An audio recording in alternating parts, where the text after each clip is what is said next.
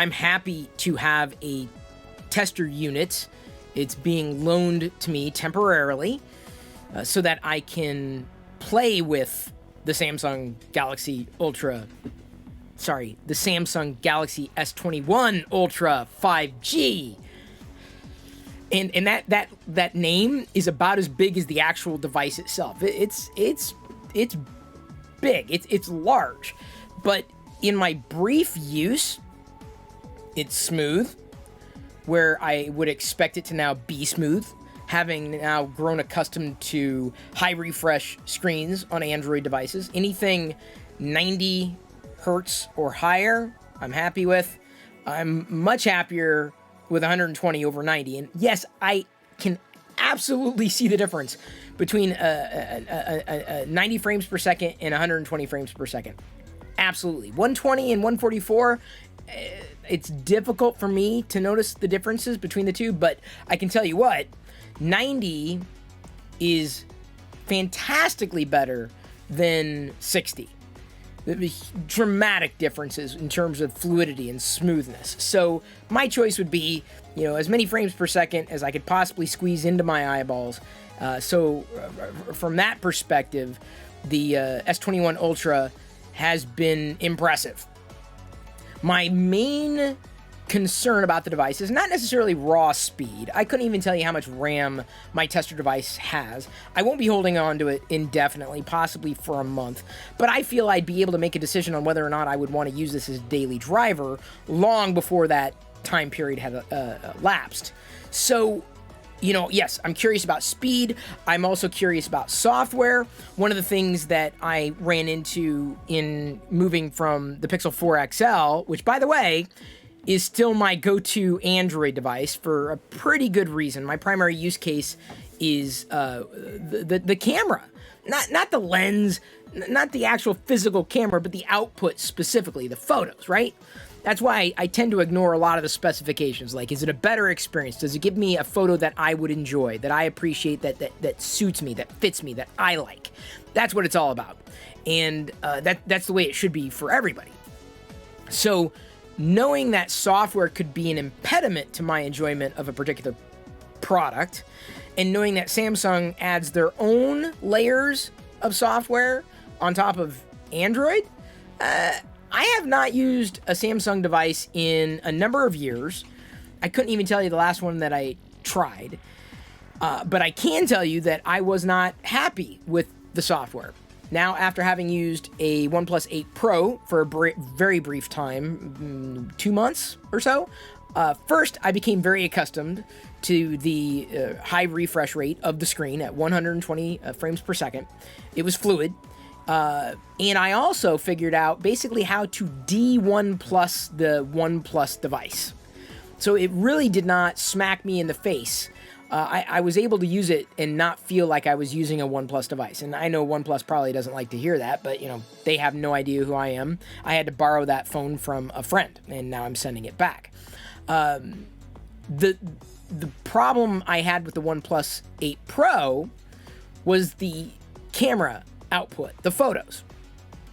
It never really took a shot that I wanted the first time. And futzing with things to just get the shot that I know I could get, it just became such a drag that either I slowed down on taking those kind of critical photos, or when I wanted to take a critical photo, I reached for my Pixel 4. Sorry, Pixel 4 XL. Not that there's much of a difference in terms of camera output. I use both the 1X and the 2X lens on the Pixel 4 XL, which is, again, one of the reasons why the Pixel 5 made absolutely zero sense to me. None whatsoever. And it still makes zero sense to me. Again, it's subjective. Like, I don't review things. I just talk about my experience and my needs. And so, just my initial impressions of the S21 Ultra, to shorten that name, are generally positive. I haven't gone through and customized everything or de-Samsunged a Samsung device, if that's even possible. So I'm not even sure if I could get it to the point where I could be comfortable with it, as opposed to, just going with whatever Samsung is serving me through the default software. I know I can replace a lot of the default apps, the Samsung apps, with Google equivalents, and I would probably be fine with doing that. I think I would be able to get it to my liking, much like I was able to get the OnePlus 8 Pro to my liking. Beautiful screen, of course, but a lot of that just kind of melts away for me when it comes to just the software experience. I don't care about the hardware so much. Oh my God, I'm talking about a gadget and I care more about the software experience. What am I doing? Well, I'm using the device. Like, not actually just looking at it, but actually using it. So, again, one of the first things I happened to test was the fluidity. The S21 Ultra passed with flying colors.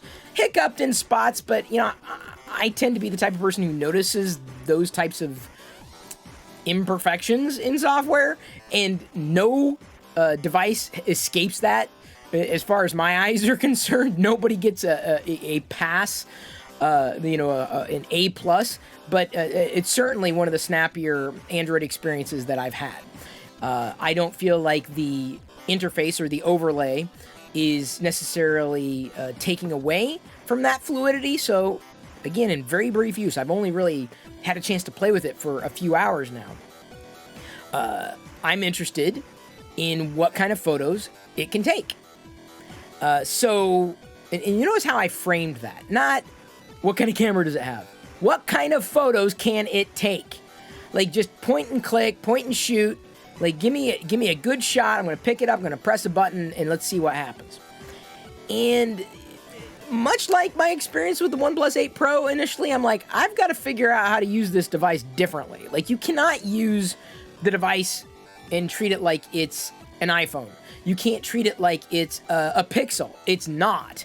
And so, you know, once I figured out the nuances, once I figured out how the device expects me to behave, and I know that's so unintuitive, it should be the other way around, but this is what we've got, so this is what I'm doing. I felt that it did well in certain respects, and in other respects, I still feel my eyes appreciate the Pixel 4 XL output. There, I've said it. But it not to the point where I don't feel like this could be a daily driver. Again, I'm still like trying to figure things out. Like, I took one shot of a toy. This is like 99% of the things that I'm interested in.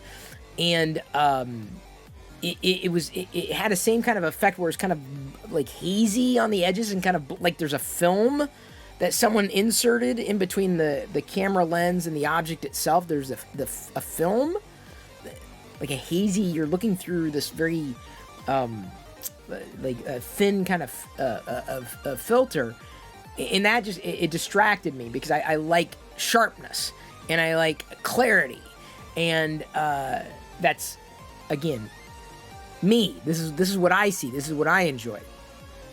But I must have done something else on accident, and I triggered something so that the next time I took the same shot, it was much better. I'm like, okay, I've got to figure out what I did. I popped some shots on my Twitter account, because that's the best way for me to basically demonstrate or illustrate the types of photos that I'm taking, the types of photos that I would normally take or be interested in. I'm not into taking routine shots of landscapes, because I'm not going to ever save a shot like that, or an alleyway. I don't live near an alleyway. I want to take a photo that I would be interested in keeping, because that allows me the freedom to take the shot as best I possibly can on each particular device. I started that tweet storm tonight on my Twitter account, and we'll continue to add to that thread. I'm not going to, provide like backstory and explanations and all that, but I will be uploading effectively 2 shots, or at least 2 shots per tweet in that tweet thread. The first one will always be the Samsung Galaxy S21 Ultra 5G, and the second one, will always be the Pixel 4 XL. I'd show it to you right now, but it's much easier to point you to the actual tweets, because they will continue to unroll, and I'll be able to try different things, shots that I'd be interested in taking.